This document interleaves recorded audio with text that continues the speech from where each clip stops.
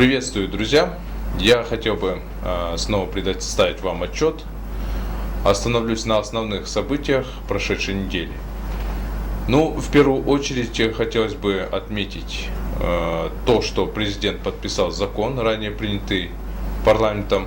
Закон о запрете участия в государственных тендерах компаниям, принадлежащих политическим должностным лицам и их близким родственникам. У некоторых есть сомнения о том, что этот закон не будет работать, но я считаю, что этот закон нужен, поскольку он хоть как-то предотвращает элемент коррупции. И мы должны этот факт признать коррупцией, а не нормальным явлением.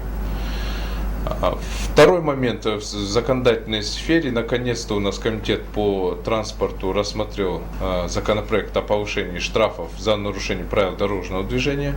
Я неоднократно говорю, что помимо повышения штрафов за нарушение правил дорожного движения, там предусматривается ряд других интересных таких моментов, например, как то, что информация, размещенная в интернете, видео, фото или видеозаписи, она может использоваться сотрудниками ДПС для привлечения к административной ответственности. Либо, наоборот, мы еще предусмотрели тогда такой случай, когда гражданин может привлечь к ответственности сотрудника ДПС, в случае, если сотрудник ДПС будет вымогать взятку или незаконно, необоснованно остановить транспортное средство. Помимо этого законопроекта, комитет по транспорту рассмотрел законопроект о рассекречивании генеральных планов городов, сел, районов и так далее.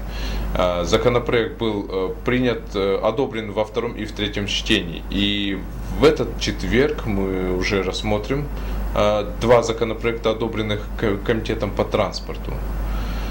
И, кроме того, комитет по правопорядку одобрил во втором и в третьем чтении законопроект поправки в административный кодекс, направленный в реализацию санкций общественной работы.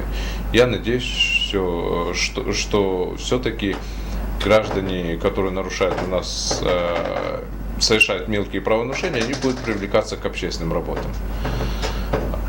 Благодаря авиакомпании «Кыргызстан», которая нам предоставила билеты для школьников интерната для слепых и слабовидящих в городе Ош, мы смогли провести экскурсию. В проведении экскурсии, питании нам помогли спикер Джугурку Кенеше, кафе «Москва», кафе «Авеню 71». Я им очень благодарен, дай бог здоровья сотрудникам всех перечисленных компаний, также и компания «Авиакыргызстан». Вы на самом деле очень здорово помогли. Это богоугодное дело, и я думаю, что другие должны брать пример с вас. Естественно, был прием граждан, принимали граждан, рассматривали их вопросы. Сейчас мы уже нашли средства для приобретения медицинского оборудования под названием аудиометрия. То есть это медицинское оборудование, оно будет проводить аудиометрию, проверять слух слабослышащих и глухих граждан для подбора слуховых аппаратов. К сожалению, в госполиклиниках такого оборудования нет. Компания «Газпром» и некоммерческая организация Всемирная ассамблея молодежи, они предоставили средства для приобретения этого оборудования. Скоро, я думаю, мы приобретем, и обязательно общественность узнает об этом.